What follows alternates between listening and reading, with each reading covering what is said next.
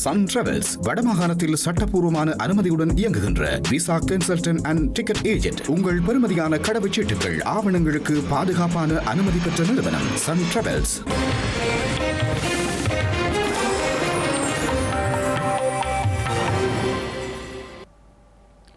வணக்கம். இது ஐபிசி தமிழின் காலை நேர பிரதான செய்திகள். முதலில் தலைப்புச் செய்திகள்.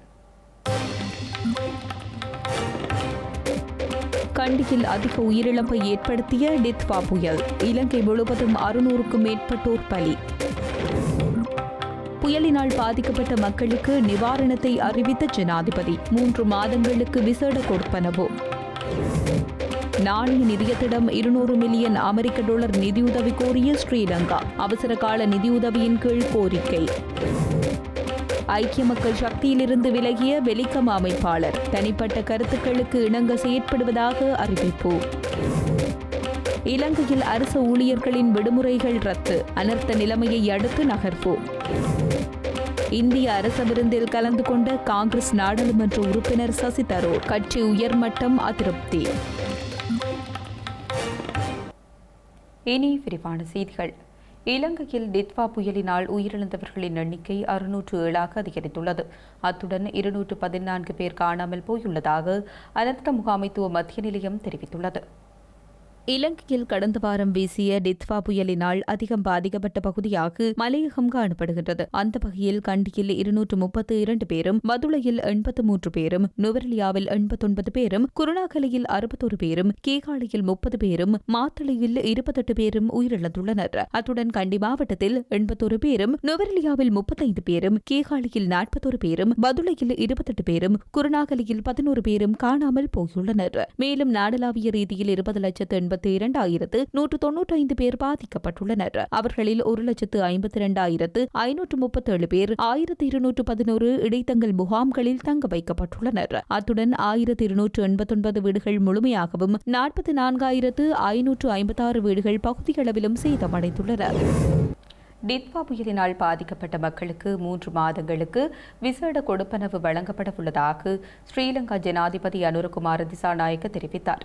நிவாரண உதவிகள் தொடர்பில் சர்வதேச நாணய நிதியத்திற்கு ஏற்கனவே அறிவிக்கப்பட்டுள்ளதாக வரவு செலவு திட்டத்தின் 3ஆம் வாசிப்பு மற்றும் நாட்டில் நிலவும் அனர்த்த நிலைமை தொடர்பில் நேற்று நாடாளுமன்றத்தில் உரையாற்றிய போதே ஜனாதிபதி இதனை கூறினார். මෙවැනි ව්‍යසනයන්ට මුහුණ දීලා තිබෙනවා. சீரற்ற வானிலையால் மொத்தமாக 1.7 மில்லியன் பேர் பாதிக்கப்பட்டுள்ளனர். 5,165 வீடுகள் முழுமையாக சேதமடைந்துள்ளன மற்றும் 55,747 வீடுகள் பகுதியளவில் சேதமடைந்துள்ளன.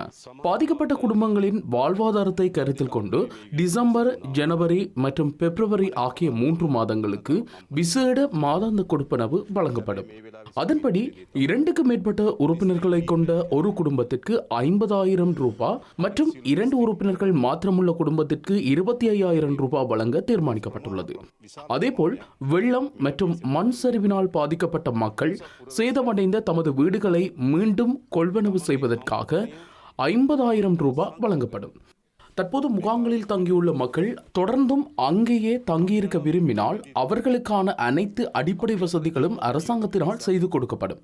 மாறாக முகாம்களிலிருந்து வெளியேறி வாடகை வீடுகளில் வசிக்க விரும்புவோருக்கு 6 மாதத்திற்கு மாதாந்தம் 25,000 ரூபாய் வாடகை கொடுப்பனவாக வழங்கப்படும். மேலும் நெல், சோளம் மற்றும் தானிய பயிர் செய்கைக்கு ஹெக்டேருக்கு 1,50,000 ரூபாய் வழங்கப்படும். வெள்ளம் மற்றும் மண் சரிவினால் சேதமடைந்த காய்கறி செய்கையாளர்களுக்கு ஹெக்டேருக்கு 2 லட்சம் ரூபாய் வழங்கப்படும்.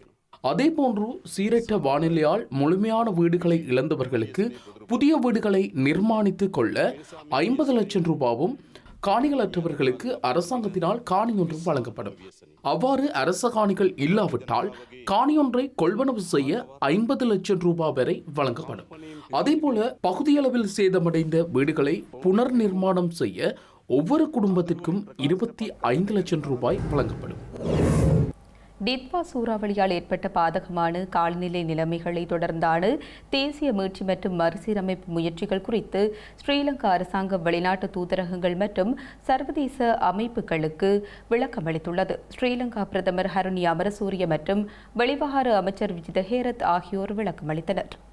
அவசரகால சூழ்நிலையில் துரித ஆதரவிற்காகவும் நாடு விரைவான மீட்பு முயற்சிகளை மேற்கொள்ளும் போது வழங்கப்பட்ட ஒத்துழைப்பு மற்றும் உதவிக்காகவும் அனைத்து ராஜதந்திர தூதரகங்கள் சர்வதேச அமைப்புகள் மற்றும் ஏனைய கூட்டாளர்களுக்கு பிரதமர் அமரசூரிய தனது நன்றியை தெரிவித்தார். இலங்கை தற்போது அவசரகால பதிலளிப்பு கட்டத்திலிருந்து மீட்பு மற்றும் மறுசீரமைப்பு கட்டத்திற்கு நகர்ந்துள்ளதாக பிரதமர் குறிப்பிட்டார். சமூகங்கள் விரைவில் நிலைபேறான தன்மைக்கு திரும்புவதை உறுதி செய்வதற்காக பாதிக்கப்பட்ட அனைத்து மாவட்டங்களிலும் மின்சாரம், நீர்வளங்கள், போக்குவரத்து, இணைப்புகள், சுகாதார வசதிகள் மற்றும் தொலைத்தொடர்பு உள்ளிட்ட அத்தியாவசிய சேவைகளை முழுமையாக மீட்டெடுப்பது அரசாங்கத்தின் உடனடி முன்னுரிமைகளில் உள்ளடங்கும் என்று அவர் வலியுறுத்தினார். அபிவிருத்தி கூட்டாளர்களின் உதவியுடன் விரிவான தேவைகளுக்கான மதிப்பீட்டு நடத்தப்பட்டு வருவதாகவும் அதன் முடிவுகள் புனர்வாழ்வு மற்றும் மறுசீரமைப்பு திட்டங்களை வழிநடத்தும் என்றும் பிரதமர் மேலும் குறிப்பிட்டார். தொடர்ச்சியான சர்வதேச ஒற்றுமையின் அவசியத்தை அவர் மீண்டும் வலியுறுத்தியதுடன் அனைத்து அதிகாரிகள், முதன்மை உதவி வழங்குநர்கள் மற்றும் கூட்டாளர்களின் அயராத முயற்சிகளுக்கு நன்றி தெரிவித்தார்.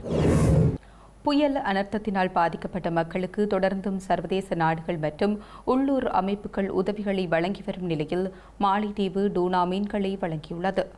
இலங்கைக்கும் மாலைதீவுக்கும் இடையிலான வலுவான நட்பு மற்றும் நெருங்கிய பிராந்திய ஒத்துழைப்பை மேலும் உறுதிப்படுத்தும் வகையில் அனர்த்தங்களால் பாதிக்கப்பட்ட மக்களுக்கு மாலைதீவு அரசாங்கம் 25,000 டூனா மீன் டின் பெட்டிகளை இலங்கைக்கு நன்கொடையாக வழங்கியுள்ளது. சுமார் 14 கொள்கலன்களில் அடைக்கப்பட்டிருந்த இந்த டூனா மீன் கையிருப்பு நேற்று மாலை உத்தியோகபூர்வமாக ஸ்ரீலங்கா அரசிடம் கையளிக்கப்பட்டது. மாலைதீவின் உயர்ஸ்தானிகர் ஸ்ரீலங்கா அரசாங்கத்தின் பிரதிநிதிகளிடம் இந்த நிவாரணப் பொருட்களை கையளித்தார். அனர்த்தத்தால் பாதிக்கப்பட்ட மக்களுக்கு தேவையான உணவுப் பொருட்களை வழங்குதல் உள்ளிட்ட அரசின் நிவாரண நடவடிக்கைகளுக்கு ஆதரவளிக்கும் நோக்குடன் மாலைதீவு அரசாங்கம் இந்த மனிதாபிமான உதவியை வழங்கியுள்ளதாக தெரிவிக்கப்பட்டுள்ளது. நன்கொடையாக கிடைத்த இந்த உணவுப் பொருட்கள் விரைவாகவும் முறையாகவும் அனர்த்தத்தால் பாதிக்கப்பட்ட பிரதேச மக்களுக்கு வழங்கப்படும் என அனர்த்த முகாமைத்துவ அதிகாரிகள் உறுதியளித்தனர்.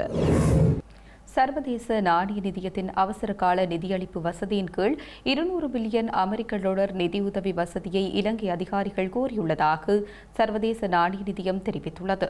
சர்வதேச நாணய நிதியத்தின் இலங்கைக்கான தூதுக்குழு தலைவர் வெளியிட்டுள்ள அறிவிப்பில் இவ்வாறு தெரிவிக்கப்பட்டுள்ளது.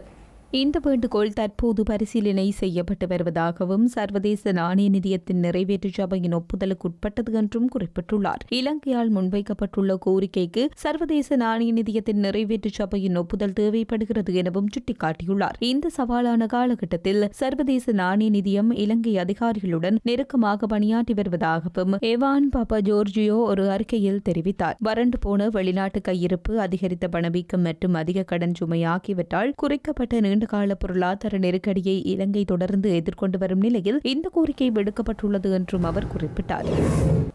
இலங்கையில் தற்போதைய அனர்த்த நிலைமையை கருத்தில் கொண்டு பல்வேறு அரசு ஊழியர்களின் விடுமுறைகள் ரத்து செய்யப்பட்டுள்ளதாக தெரிவிக்கப்பட்டுள்ளது.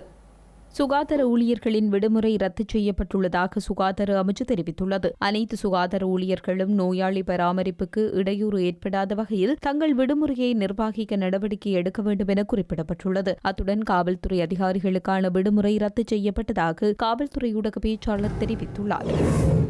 2026 ஆண்டுக்கான வரவு செலவு திட்டத்தின் 3வது வாசிப்பு 157 மேலதிக வாக்குகளால் நிறைவேற்றப்பட்டுள்ளது. 2026 ஆண்டுக்கான வரவு செலவு திட்டம் நிதியமைச்சர் என்ற முறையில் ஜனாதிபதி அனுரகுமார் திசாநாயக்கவால் நவம்பர் 7 நாடாளுமன்றத்தில் சமர்ப்பிக்கப்பட்டது. அதன் பின்னர் பாதீடு மீதான 2வது வாசிப்பு விவாதம் நவம்பர் 8 முதல் 14 வரை 6 நாட்கள் நடைபெற்றது. அதனையடுத்து குழுநிலை விவாதம் நவம்பர் 15 முதல் டிசம்பர் 5 வரை நடைபெற்றது. இறுதி நாள் வாக்கெடுப்பு நேற்று இடம்பெற்ற போது ஆதரவாக 158 வாக்குகளும் எதிராக ஒரு வாக்கும் அளிக்கப்பட்டது. 2 பேர் வாக்களிப்பில் இருந்து விலகினர். கஜேந்திரகுமார் பொன்னம்பலம் எதிராக வாக்களித்திருந்தார். அதே நேரம் தமிழரசு கட்சியின் நாடாளுமன்ற உறுப்பினர்களான ஸ்ரீதரன் மற்றும் ரவிகரன் ஆகியோர் வாக்களிப்பிலிருந்து விலகியிருந்ததுடன் ஐக்கிய மக்கள் சக்தி வாக்கெடுப்பில் கலந்து கொள்ளவில்லை. இந்த நிலையில் அரசியலமைப்பின் 79வது உறுப்புரைக்கு அமைய சபாநாயகர் ஜகத் விக்ரமரத்ன தனது கையொப்பத்தையிட்டு சான்றுரைப்படுத்தினார். இதற்கமைய ஒதுக்கீட்டு சட்டம் மூலம் 2025 ஆண்டின் 23ஆம் இலக்க ஒதுக்கீட்டு சட்டமாக நடைமுறைக்கு வருகின்றது.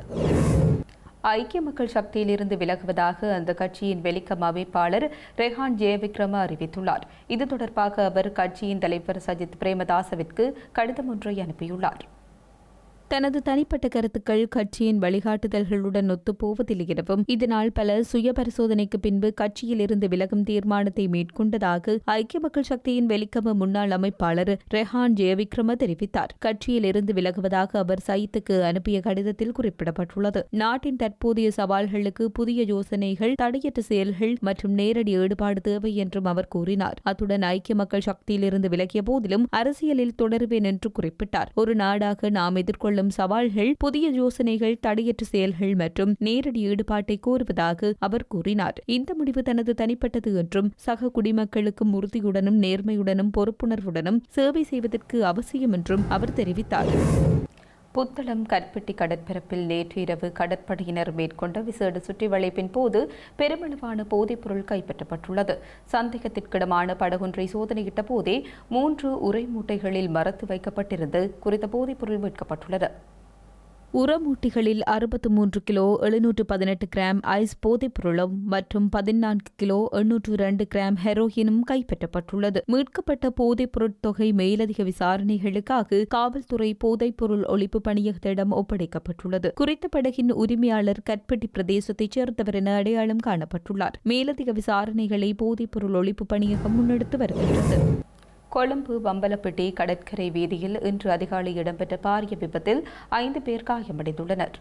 பம்பலப்பட்டி கடற்கரை வீதியின் ஓரத்தில் நிறுத்தப்பட்டிருந்த 2 மோட்டார் வாகனங்கள் மீது வேகமாக வந்த பாரவூர்தியொன்று மோதியதில் இந்த விபத்து ஏற்பட்டுள்ளதாக பம்பலப்பட்டி காவல்துறையினர் தெரிவித்துள்ளனர். வெள்ளப்பத்தை திசையிலிருந்து கொள்ளுப்பட்டி நோக்கி சென்ற பாரவூர்தியே இந்த விபத்தை ஏற்படுத்தியுள்ளது. மோட்டார் வாகனங்களுடன் மோதிய பின்னர் பாரவூர்தி தொடருந்து வீதியை நோக்கி சென்று இறுதியாக தொடருந்து தண்டவாளத்தில் நின்றுள்ளதாக காவல்துறையினர் தெரிவித்துள்ளனர். இந்த விபத்து குறித்து மேலதிக விசாரணைகளை பம்பலப்பட்டி காவல்துறையினர் மேற்கொண்டு வருகின்றனர். ரஷ்ய ஜனாதிபதிக்கு இந்திய அரசு சார்பில் கொடுக்கப்பட்ட இரவு விருந்தில் காங்கிரஸ் கட்சியின் நாடாளுமன்ற உறுப்பினர் சசி தாரூர் பங்கேற்றமை காங்கிரஸ் கட்சியினருக்கு அதிருப்தியை ஏற்படுத்தியுள்ளது. ரஷ்ய ஜனாதிபதி விளாடிமிர் புடின் இந்திய வருகையின் போது வெளிநாட்டு தலைவர்களை சந்திக்க எதிர்க்கட்சித் தலைவர்களுக்கு அனுமதி மறுக்கப்படுவதாக இந்திய எதிர்க்கட்சித் தலைவர் ராகுல் காந்தி மற்றும் ராஜ்யசபா எதிர்க்கட்சித் தலைவர் மல்லிகார்ஜுன் கார்கே ஆகியோர் குற்றம் சாட்டினார். இந்த நிலையில் ரஷ்ய ஜனாதிபதிக்கு இந்திய ஜனாதிபதி திரௌபதி முர்மு வழங்கிய விருந்தில் கலந்து கொள்ள நாடாளுமன்ற வெளிவகார குழு தலைவரான காங்கிரஸ் நாடாளுமன்ற உறுப்பினர் சசி தாரூருக்கும் மட்டும் அழைப்பு விடுக்கப்பட்டிருந்தது. அதனை ஏற்று சசி தாரூரும் அந்த நிகழ்ச்சியில் கலந்து கொண்டிருந்தார். அத்துடன் பிரதமர் மோடி மற்றும் ரஷ்ய ஜனாதிபதி இடையிலான நட்புறவை சசி தாரூர் பாராட்டியுள்ளார். இந்த நிலையில் சசி தாரூருக்கு விடுக்கப்பட்ட அழைப்பு குறித்து காங்கிரஸ் செய்தி தொடர்பாளர் பவன் கெரா எதிர்க்கட்சியின் தலைமைக்கு அழைப்பு விடுக்காத நிலையில் தனக்கு மட்டும் அழைப்பு விடுப்பது ஏன்? இதில் ஏதேனும் அரசியல் விளையாட்டு நடக்கிறதா? அதில் நான் ஏன் பங்கேற்க வேண்டும் என்றும் சசி தாரூர் கேட்டிருக்க வேண்டும் என கூறினார். அமெரிக்காவில் பிறக்கும் சில குழந்தைகளுக்கு குடியுரிமை பெறுவதற்கான அரசியலமைப்பு உரிமை உள்ளதா என்பது குறித்த வழக்கை விசாரிக்க அமெரிக்க உச்சநீதிமன்றம் தீர்மானித்துள்ளது. அமெரிக்க ஜனாதிபதி டொனால்டு டிரம்ப் சட்டவிரோத புகலிட கோரிக்கையாளர்களுக்கு பிறந்த குழந்தைகளுக்கான புறப்புரிமை குடியுரிமையை முடிவுக்கு கொண்டு வருவதற்கான உத்தரவில் கையெழுத்திட்டார். இந்த நடவடிக்கை பல கீழ் நீதிமன்றங்களால் தடுக்கப்பட்டது. இந்த நிலையில் உச்சநீதிமன்றம் இது தொடர்பாக விவாதிக்க உள்ளது. எனினும் வழக்கிற்கான திகதி நிர்ணயிக்கப்படவில்லை. செய்திகளின் நிறைவாக மீண்டும் தலைப்புச் செய்திகள். கண்டியில் அதிக உயிரிழப்பை ஏற்படுத்திய டித்வா புயல். இலங்கை முழுவதும் 600க்கும் மேற்பட்டோர் பலி. புயலினால் பாதிக்கப்பட்ட மக்களுக்கு நிவாரணத்தை அறிவித்த ஜனாதிபதி. 3 மாதங்களுக்கு விசேட கொடுப்பனவு. நாணய நிதியத்திடம் 200 மில்லியன் அமெரிக்க டாலர் நிதியுதவி கோரிய ஸ்ரீலங்கா. அவசரகால நிதியுதவியின் கீழ் கோரிக்கை. ஐக்கிய மக்கள் சக்தியிலிருந்து விலகிய வெலிகம அமைப்பாளர். தனிப்பட்ட கருத்துக்களுக்கு இணங்க செயற்படுவதாக அறிவிப்பு. இலங்கையில் அரசு ஊழியர்களின் விடுமுறைகள் ரத்து. அனர்த்த நிலைமையை அடுத்து நகர்வு. இந்திய அரச விருந்தில் கலந்து கொண்ட காங்கிரஸ் நாடாளுமன்ற உறுப்பினர் சசி தரூர். கட்சி உயர்மட்டம் அதிருப்தி. இத்துடன் ஐபிசி தமிழின் காலை நேர பிரதான செய்திகள் நிறைவு பெற்றன. உடனுக்குடன் செய்திகளை அறிந்து கொள்ள ibctamil.com என்ற நமது இணையதளத்தை பார்வையிடுங்கள். வணக்கம்.